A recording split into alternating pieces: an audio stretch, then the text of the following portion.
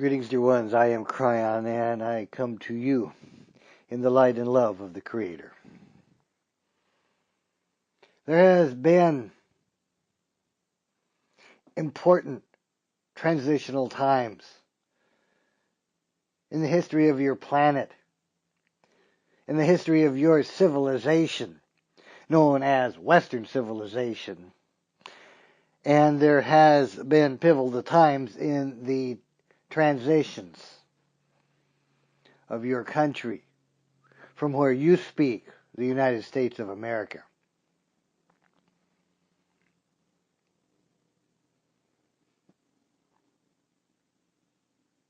There are many who say that this country, the United States of America, is the world's country, and in many ways it is.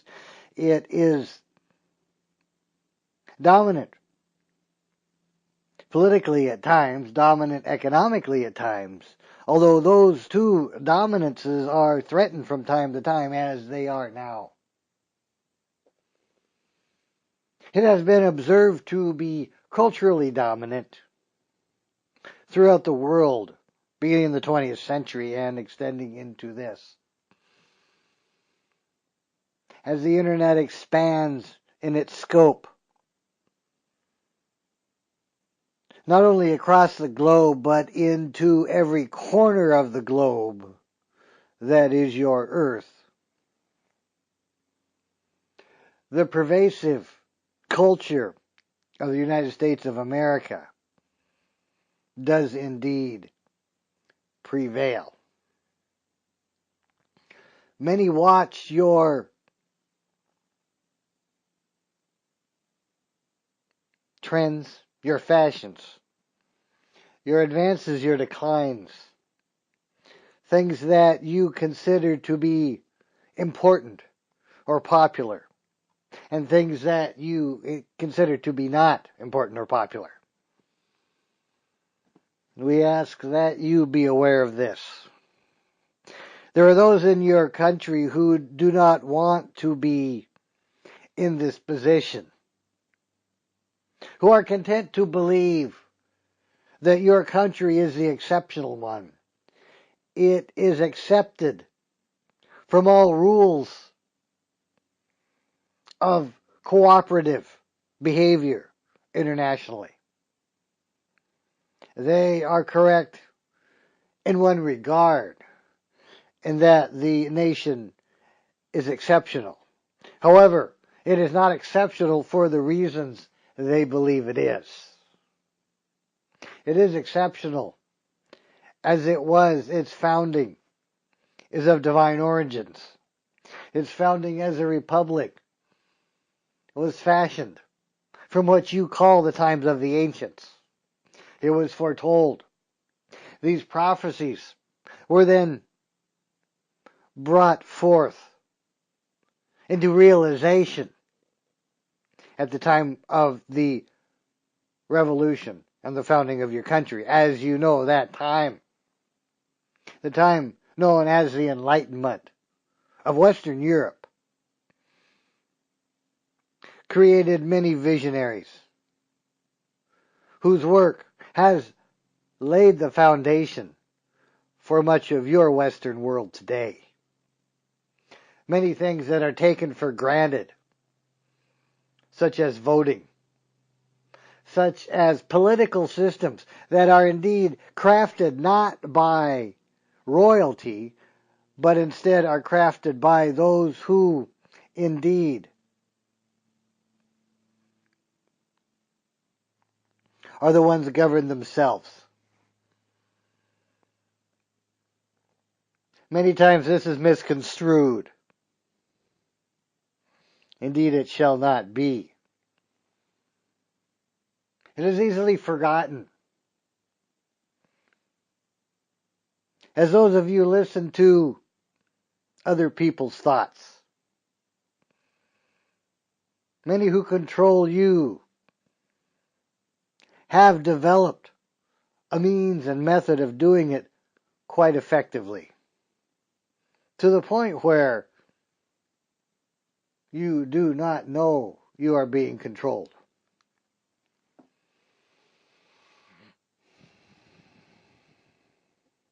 One aspect of this time of the Enlightenment that does not serve you to its highest degree is that of rationalism, of intellectualism.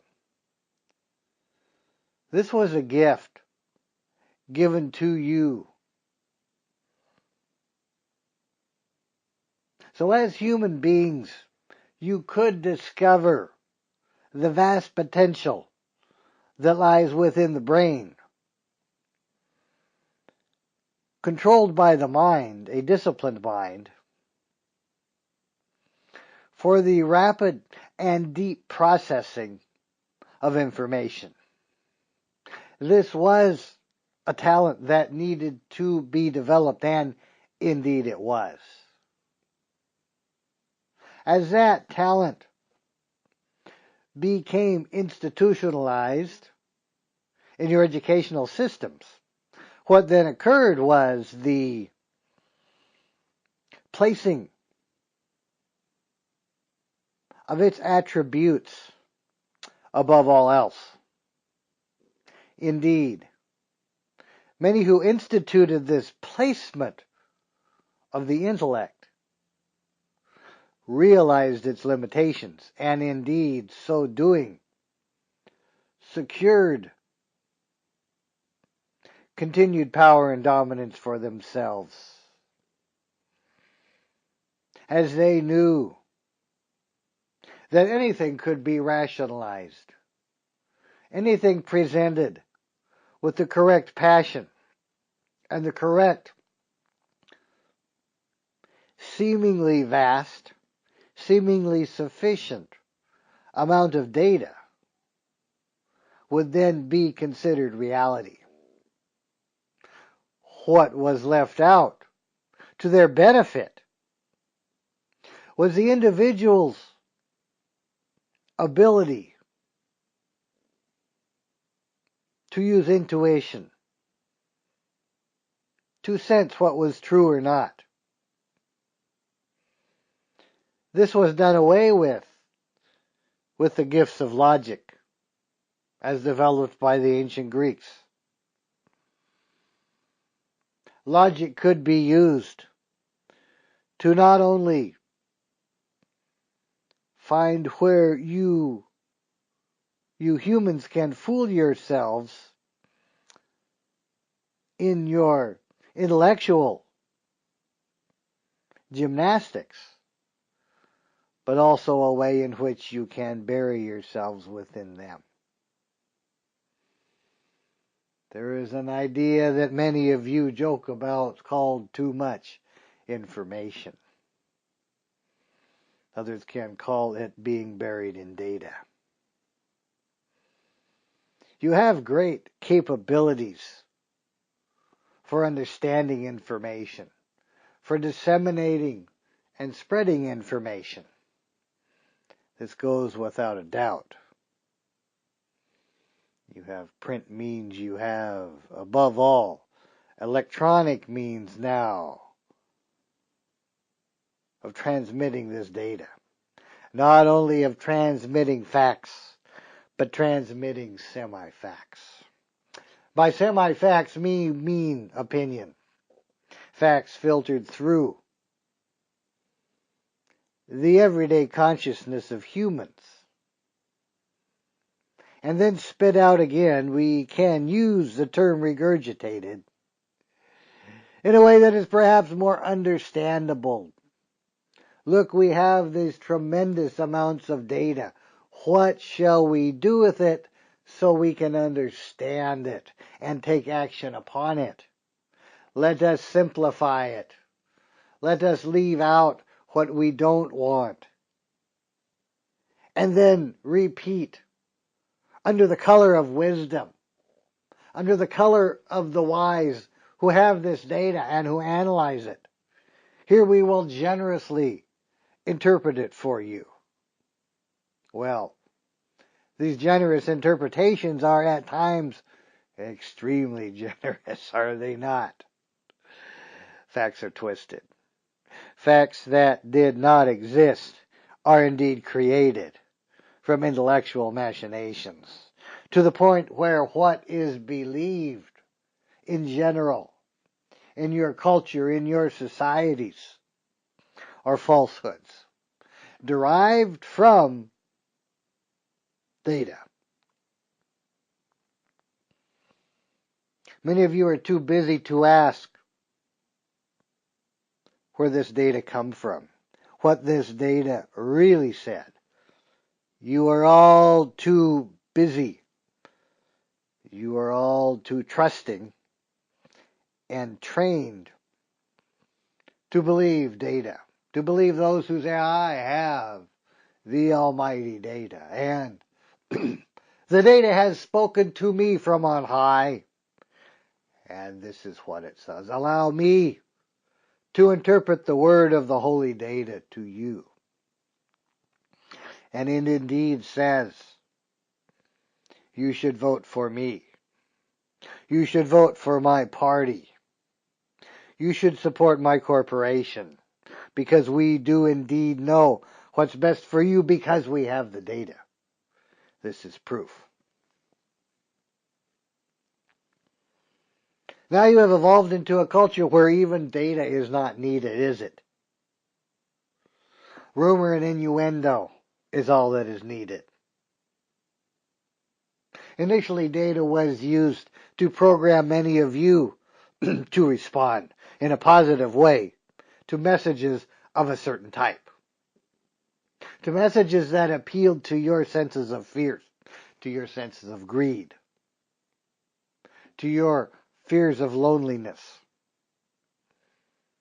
You've been inspired to believe certain things so that you can gain entrance, you can gain membership in certain groups. I ask you to further consider this, to further consider what groups you have given yourself membership in, and what these groups truly stand for. Do they stand for assisting you in finding your truth, or do they assist you in supporting their truth? What messages do they give you? What thought patterns, what ideations do they require of you? Think for yourselves, please. Realize that you are divine beings. Your required membership in any group is false. The only group that your membership is required in is the group of your own sanctity, of your own sovereignty. In a democracy, there is not a sovereign, there are many sovereigns.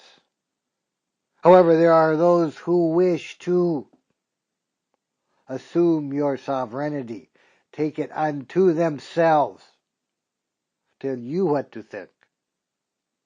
We have spoken of these kings of data, these kings of false data. And I will add there are queens as well.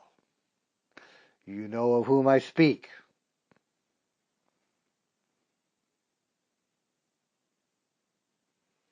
We shall speak again. What I ask you to do, however, is to find your own data, to find your own sovereignty, to realize that assembling the data that you as sovereigns need to make your own decisions is not difficult. It does not require IQs of 150 to do so, as your true intelligence is within you. As you learn to seek silence, as you learn to seek communion and connection with your higher self, you will find your higher self will assist you in obtaining all of the data you need to make your own opinions, to process in a way you need to process, to arrive at conclusions that are indeed appropriate and correct for you.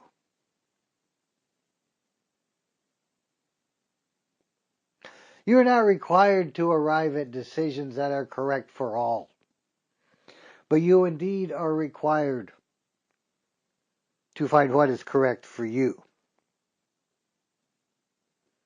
A nation of individuals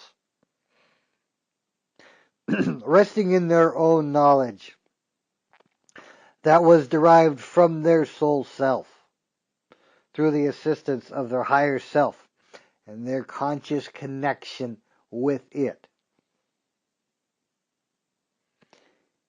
is the knowledge, the vision that will prevail.